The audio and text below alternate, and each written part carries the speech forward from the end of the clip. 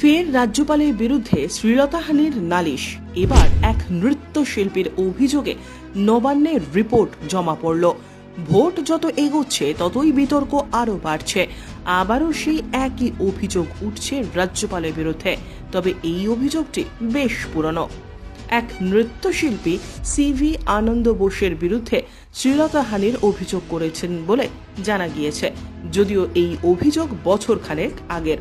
দিল্লিতে একটি বিলাসবহুল হোটেলে রাজ্যপাল সিভি আনন্দ বোস তার শ্লীলতাহানি করেছেন বলে অভিযোগ ওই নৃত্যশিল্পীর। সেই সময় লালবাজারে অভিযোগ করেছিলেন ওই মহিলা।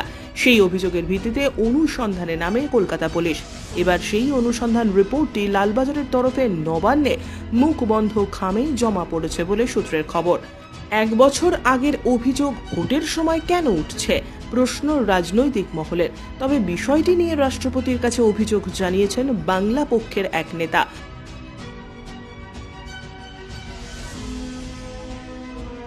ব্যুরো রিপোর্ট, উত্তরের প্রহরী।